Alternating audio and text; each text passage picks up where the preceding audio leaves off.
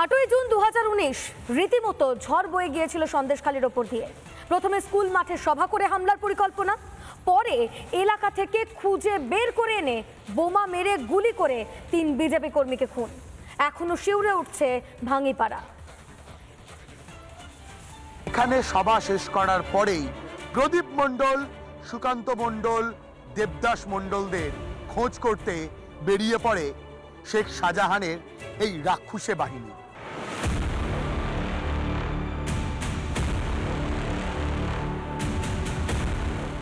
ভেরিতে ঘেরা ভাঙিপাড়া প্রাইমারি স্কুলের মাঠে সভা করেছিল শেখ শাহজাহান। বিজেপি বেশি ভোট পাওয়ায় শাস্তি দিতে চেয়েছিল সে। কি হয়েছিল সেদিন রিপাবলিকের সামনে তারই বর্ণনা দিলেন দেবদাস মণ্ডলের দাদা নিমাই মণ্ডল। প্রদীপদার দোকানদার থেকে প্রদীপদাকে তেড়ে নিয়ে এবং সুকান্ত দেবদাসকে তেড়ে নিয়ে এই রাস্তা দিয়ে চলে যায়। মানে এই সাইডের যে আলটা, এই আলটা দিয়ে গেছিল, এই আলটা দিয়ে গেছে। আলটা দিয়ে গিয়ে ঘেরির মধ্যে গিয়ে 2 ভাইকে মার্ডার করে ফেলে রেখে ছোট ভাইকে তেড়ে নিয়ে যায় শেখপাড়ার, মানে দেবদাসকে ওখানে গিয়ে মার্ডার করলো। মার্ডার করে ওখান থেকে ওরা লপাত করে রাখে। চোখের সামনে শাহজাহান বাহিনীর তাণ্ডব দেখেছিলেন, হাত জোর করে কাতর আবেদন করেছিলেন প্রাণ ভিক্ষার, কিন্তু জল্লাদ শাহজাহানের কানে সেসব ঢোকেনি। ছেলেকে শেষ দেখা পর্যন্ত দেখতে পাননি আশারানী মণ্ডল।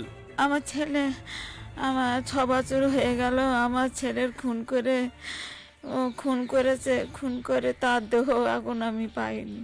যারা খুন করেছে তাদের ফাঁসি চাই। ছেলের কথা মনে পড়লেই অজান্তে চোখের কোণটা চিকচিক করে। ভেজা চোখেই শাহজাহানদের চরমতম শাস্তি চায় দেবদাসের পরিবার। এই চোখের জলের মূল্য দিতে হবে যারা দোষী তাদের প্রত্যেককে, এটাই বাংলার প্রত্যেকটা মা বলছে।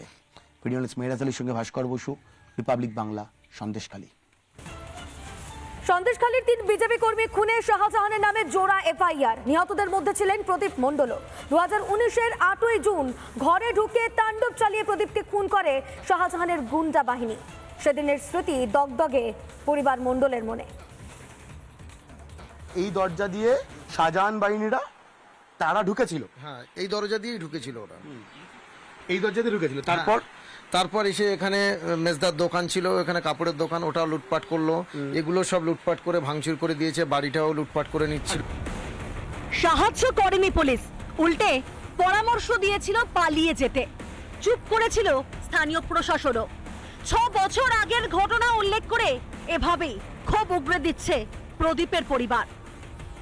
পুলিশের কাছে বারবার সাহায্য প্রার্থনা করছিলাম, কিন্তু পুলিশ কোনোভাবেই আমাদের হেল্প করেনি। বরং ওদেরকে বললো তোমরা বাড়ি ছেড়ে চলে যাও, গেলে তোমাদের সুবিধা হবে। এবার মাঠে শাহজাহান শেখের লোকজন প্রচুর ছিল, এই রাস্তা দিয়ে এসছিল 1-150 বেশি লোক। বাড়ির সামনে ছড়িয়ে ছিটিয়ে পড়েছিল গুলির খোল, রক্তে ভিজে লাল হয়ে গিয়েছিল মাটি।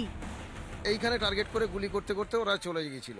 আচ্ছা, আর এই যে অংশটা, এই অংশটার কি অবস্থা ছিল? মানে যেখান দিয়ে আমরা এলাম, অংশটা পুরো বন্দুকের গুলি, রক্ত সব ভর্তি ছিল সেই সময় রাস্তাতে।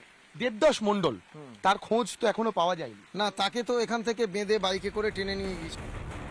চোখের সামনেই নিজের দাদাকে গুলিতে ঝাঁঝরা হতে দেখেন সন্দীপ। চোখ বন্ধ করলে আজও ভেসে ওঠে আতঙ্কের সেই দিন।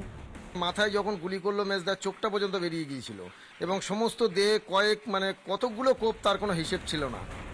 তৃণমূলের লালন পালনে বেড়ে ওঠা শাহজাহান বছরের পর বছর অত্যাচার চালিয়েছে সুন্দরবনের বিভিন্ন গ্রামে। বিরোধী দেখলেই কণ্ঠরোধ করা হয়েছে তাদের। সিবিআই এর তদন্তে দোষীরা উপযুক্ত শাস্তি পাবেই, এই বিশ্বাস গোটা পরিবারের। ভিডিও মেহরাজ আলীর সঙ্গে ভাস্কর বসু, রিপাবলিক বাংলা, সন্দেশখালী। নানা ধরনের কন্টেন্ট দেখার জন্য লাইক করুন, শেয়ার করুন আমাদের ফেসবুক পেজ, সাবস্ক্রাইব করুন আমাদের ইউটিউব চ্যানেল। পাশাপাশি অন্যান্য ব্রেকিং নিউজের জন্য অবশ্যই চোখ রাখুন রিপাবলিক বাংলায়।